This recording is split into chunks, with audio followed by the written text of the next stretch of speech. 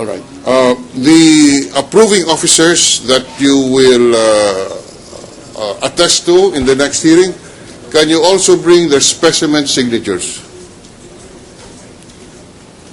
Yes, Your Honor. So, at the time, we'll ask the necessary questions on this point when these documents are brought. If Your Honor, please, with the kind indulgence of this honorable court, Your Honor. The gentleman from the defense. Since we cannot object, Your Honor, according to the rules of procedure before this honorable court, I am worried and apprehensive that the matters being asked now refers to foreign currency account, Your Honor.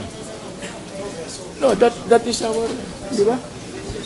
I thought I thought that we are dealing with Yes, that with is the Philippine currency account. that's my information, Your Honor. But apparently, what is being dealt with now are foreign currency account. No, Mr. President, may I? So The gentleman from San No, Juan. I think the ones that were being referred by Senator Dillon are May peso I accounts. reiterate? May I reiterate the ruling of this chair?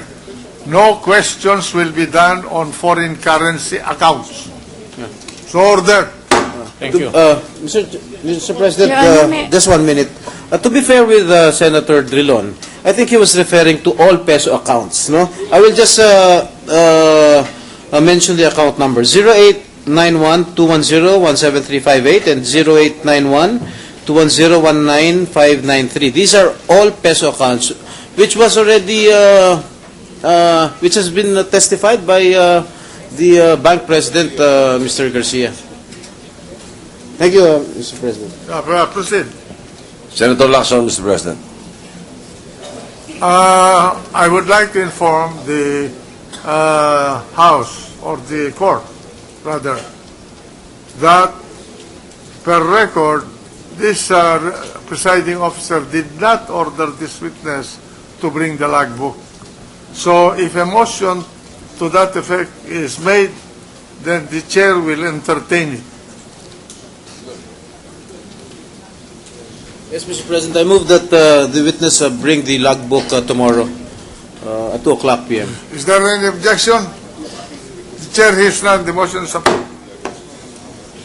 So the witness is instructed, ordered to bring the logbook pertaining to the matter now under discussion. Mr.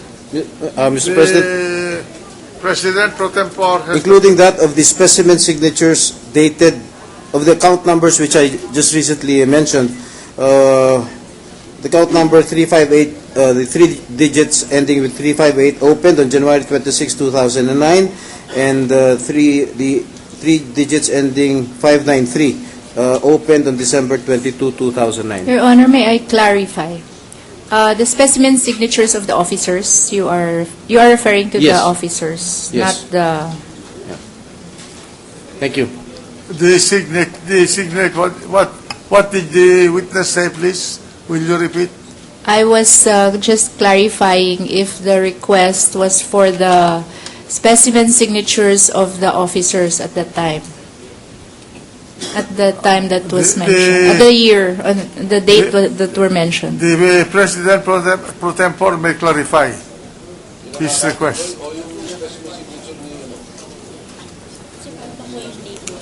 That is correct, Mr. President. And may I also request that the witness to call someone from the bank who knows who among the approving officers of the accounts that I mentioned, whose signatures appeared in those documents. If you know of someone who can give the names of these persons who affixed the signatures after these bank accounts, Madam. Your Honor, may I consult with my counsel? Proceed.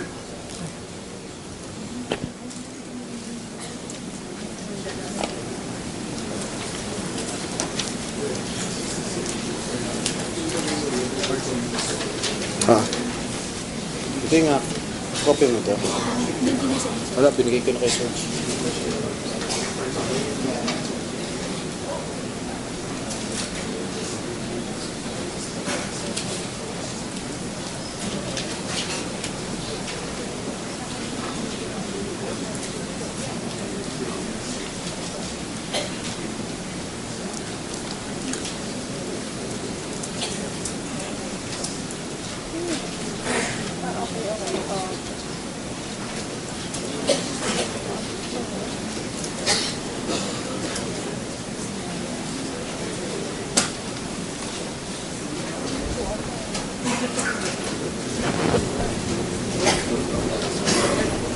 What was the question?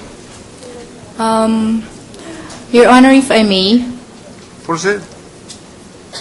upon advice of my counsel, I cannot bring any specimen signature of the officers on those dates mentioned because the signatures apparently appear to be in the accounts that pertain to dollar.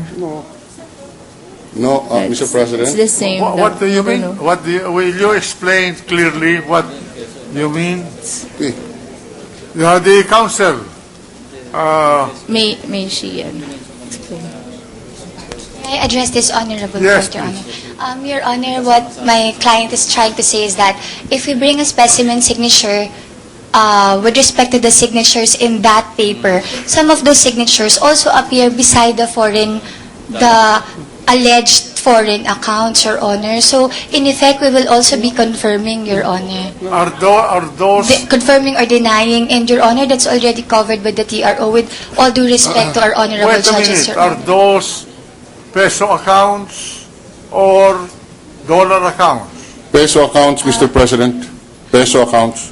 But, Your Honor, with all due respect, the document also pertains to foreign currency accounts, No. Your Honor.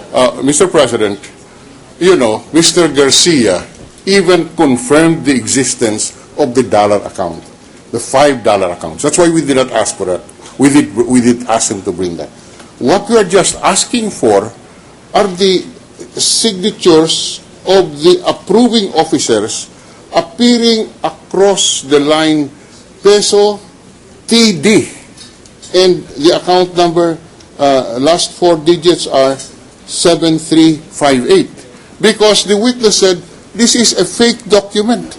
So we're trying to show that this is, as Senator Estrada said, this is not a fake document, and all we're saying is there is a signature appearing below approved by this peso account. A certain signature here appears, and we are asking who are the bank officers who were authorized to open this account at that time. And the second is also a peso time deposit, last four digits 9593, December 22, 2009.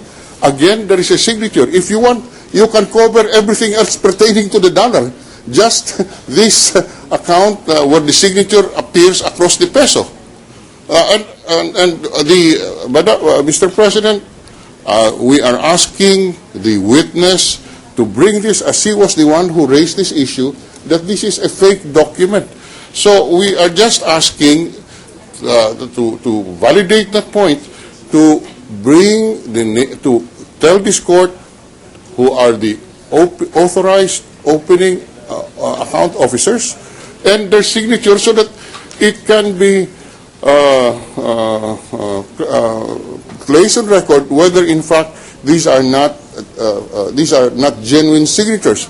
And the witness, I move, be so ordered, Mr. President. Yeah. All right. Ruling of the chair. The witness will cover the signatures opposite the dollar accounts, but the signatures opposite the local currency accounts, you must identify them if you know. Or what is the request of the gentleman from Iloilo? On this column appears approved by, parenthesis, officer's full signature. There was a signature appearing opposite the peso time deposit with account number 7358, dated January 26, 2009. There is a signature appearing here.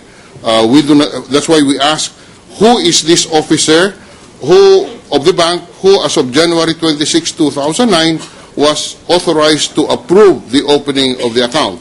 And then still further, the fifth column says date closed, April 16, 2009, and then there is a signature below the printed words, approved by, parenthesis, officer's full signature, and there is a signature here.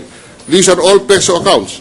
All we're asking is identify who are these officers in both peso account 7358 and peso account 9593.